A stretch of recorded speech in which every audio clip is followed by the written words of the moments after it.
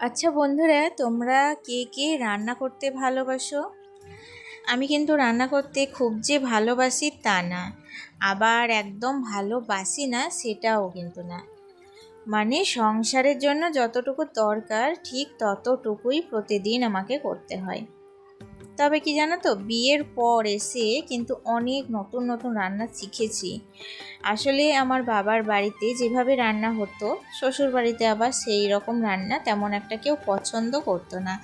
তাই নতুন করে এখানকার স্বাদ আর পছন্দ অনুযায়ী আবার আমাকে রান্না শিখতে হয়েছে। সত্যি বলতে কি, প্রথম প্রথম আমার রান্না কিন্তু কেউ তেমন খেতে পারতো না, জানো।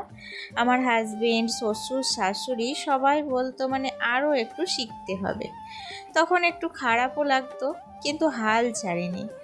বিয়ের পর অনেক দিন পর্যন্ত আমার শাশুড়িই রান্না করতো। ছেলে হওয়ার পর আমি ওকে সামলানো, খাওয়ানো, বড় করার দিকেই বেশি সময় দিতাম, আর রান্নার সব জোগাড় যন্ত্র করে দিতাম। রান্নাটা শাশুড়ি মা করতো, তারপর আবার রান্নার পরে বাসন ধোয়া, গ্যাস মোছা, এটা ওটা সব কিছুই কিন্তু আবার আমি করতাম।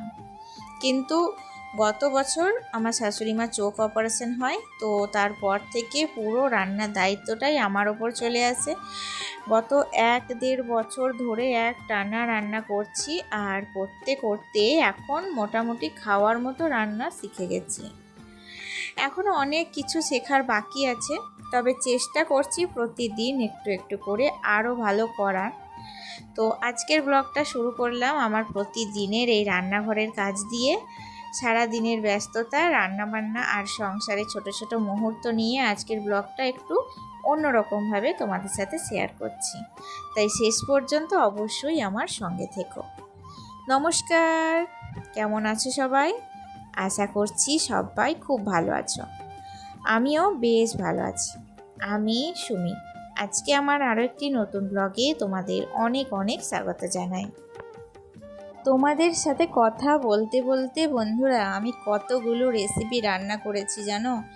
আর এই যা গরম পড়েছে বন্ধুরা, সত্যি বলছি জানো, আমার মানে এমনিতেই অয়েলি স্কিন, আর এই কটা দিন এই গরমে না কিসের জন্য জানি না, প্রচণ্ড কিন্তু আমার মুখে ব্রণ হচ্ছে। তো ব্রণ কী করে কমাবো, এই যে মাথার মধ্যে একটা টেনশন ঘুরছে। আর জানো তো, আমাদের গ্রাম বাংলার গৃহবধূদের কী অবস্থা হয়। সকালবেলায় উঠে নিজের যত্ন দূরে থাক, প্রথমে সংসারের কাজের হাল ধরতে হয়, তারপর এটা ওটা করতে করতে একদম রান্নাবান্নায় চলে আসতে হয়। আর রোদের মধ্যে তো কাজ আমাদেরকে করতেই হয়, কারণ আমাদের প্রত্যেকটা কাজই কিন্তু রোদের মধ্যে করতে হয়, আগুনের তাপে করতে হয়। তো এর জন্য স্কিন কেয়ার বলো, নিজের জন্য একটু সময় বলো, বা হেয়ার কেয়ার, কোনো কিছুর যত্ন কিন্তু করতে আমি সময় পাই না। তো সব কিছু মানে আবার কদিন থেকে দেখছি হেয়ার ফলও হচ্ছে, মানে চারিদিকে সমস্যা জানো তো। আর কটা দিন বাদেই তো ধরো সামনে দুর্গাপুজো, আর প্রতি বছর আমার এই সময় একদম হেয়ার ফল থেকে আরম্ভ, ড্যান্ড্রফ, চারিধারে মানে সমস্যা, সব কিছু কিন্তু আমাকে একদম আষ্টে পৃষ্ঠে চেপে ধরে। তোমাদের কাছে যদি কোনো মানে টিপস বা কোনো কিছু যদি একটু সমস্যার সমাধান থাকে, আমাকে অবশ্যই কমেন্টে জানিও। যাই হোক, দেখো রান্নাবান্না কমপ্লিট, গ্যাস, ওভেন, রান্নাঘর সব একদম মুছে ফিটফাট করে নিয়েছি। আর এখন একটু টাটকা জল তুলে নিচ্ছি। জানোই তো, গরমকালে সব থেকে একটা ভালো ওষুধ হচ্ছে জল। বেশি করে জল খাও, শরীরের যত্ন নাও, এটাই হচ্ছে কিন্তু গরমকালে সব থেকে বড় একটা মানে টিপস। যাই হোক, ঠান্ডা জল তুলে নিয়েছি। আর বাকি ছিল আমার এই যে ঘরের মানে গ্যাস যেখানে রান্না করি সেই জায়গা থেকে আরম্ভ করে ঘর, বারান্দা সবগুলো একটু মোছামুছি। মানে এই যে গ্রীষ্মকালে বারান্দাগুলো, তারপরে ঘরের মেঝেগুলো একটু মানে মোছামুছি করলে ঠান্ডা হয় জানো। আর রান্না বান্না করার পর আমার কিন্তু মানে না মুছলে কেমন একটা শান্তি হয় না, মনে হয় কিছু একটা করিনি আজকে, যেন মনে হয় বাড়িটা একটু অপরিষ্কার আছে, কোথাও যেন কিছু একটা মিস করে যাচ্ছে, এরকম একটা ভাব হয়। তাই জন্য প্রত্যেক দিন ওই সকালবেলায় তো আমি ঘর মুছি, তোমরা জানোই।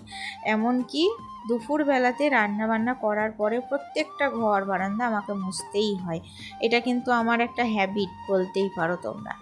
দেখছো, প্রত্যেকটা বারান্দা কিন্তু মোছার পর মানে এত সুন্দর একটা ফিলিংস আসে, সেই ফিলিংসটা মানে এত সুন্দর একটা শান্তি আসে, তৃপ্তি যাকে বলে, সেটা তোমাদের সাথে শেয়ার না করলে, তোমাদেরকে না বললে তোমরা বুঝতে পারবে না। আর কি হয়েছে জানো তো, বাবুর শরীরটা খুব একটা ভালো নেই। সকালবেলায় স্কুলে গিয়েছিল, তো স্কুলে গিয়ে হঠাৎ করে বমি করে একদম স্কুল থেকে সঙ্গে সঙ্গে ঘুরে চলে এসেছিল। আমি তো মানে ওকে স্কুলে পাঠিয়ে দিয়েছিলাম রেডি করে। তারপর সংসারের বাসি যে কাজগুলো ছিল সেগুলো আস্তে আস্তে সারছিলাম। তো আমার বাসি কাজ কমপ্লিটই হয়নি, দেখছি বাবু মানে বাড়ি চলে আসছে। তো আমি দিদিকে জিজ্ঞাসা করলাম যে কি হয়েছে বাবুর। তো বাবু সবাই বলল যে ওর শরীরটা ভীষণ খারাপ জানো, তাই জন্য স্কুলটা কন্টিনিউ করতে পারেনি। তো স্কুল বা টিউশনি আমার কিন্তু কামাই হলে সেটা খুবই একটা ভালো লাগে, সেটা না, মনটা খুব খারাপ হয়ে যায় যে ছেলে একটা দিন মিস হয়ে গেল। তবে সব কিছুর আগে কিন্তু ছেলে, তাই না বলো?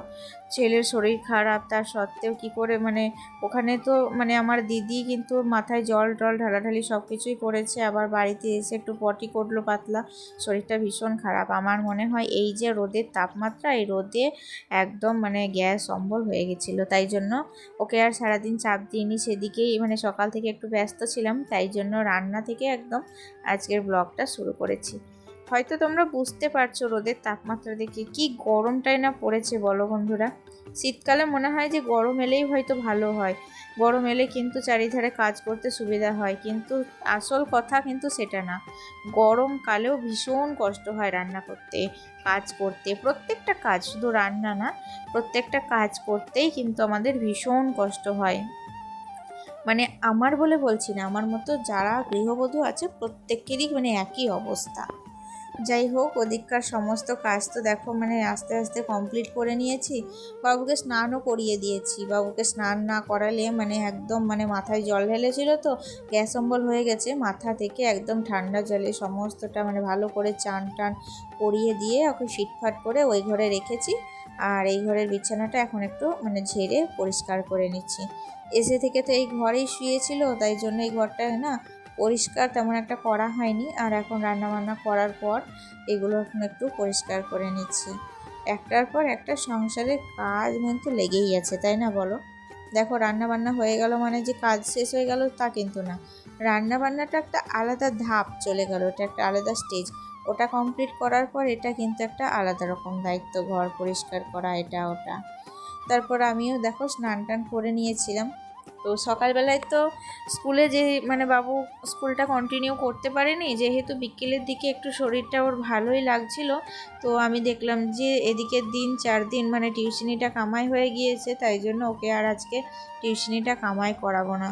তাই জন্য দেখো আমিও কিন্তু বিকেলের দিকে একদম রেডি হয়ে নিচ্ছি, ওকে নিয়ে এখন টিউশনি যাব।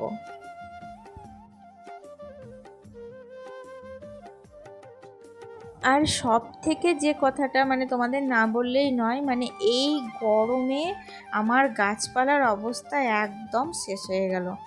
যখনই দেখছি গাছগুলো একটুখানি বাড়তে যাচ্ছে তখনই না একদম রোদ দিয়ে ভরপুর হয়ে যাচ্ছে, মাঝখানে বৃষ্টি, গাছের পাতাগুলো পুরো একদম হলুদ হয়ে যাচ্ছে।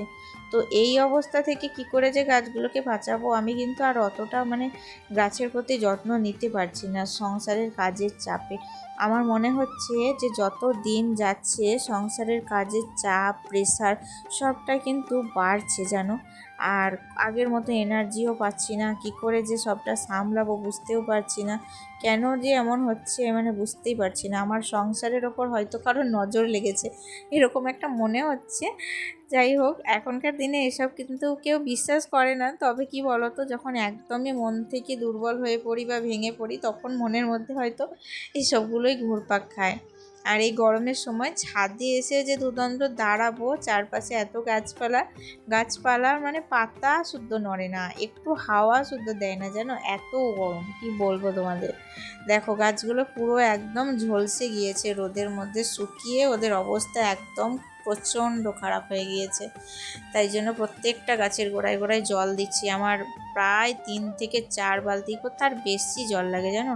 গাছগুলোর মাটি শুকিয়ে গেছে, এত পরিমাণে জল শুষছে না কি বলবো তোমাদের।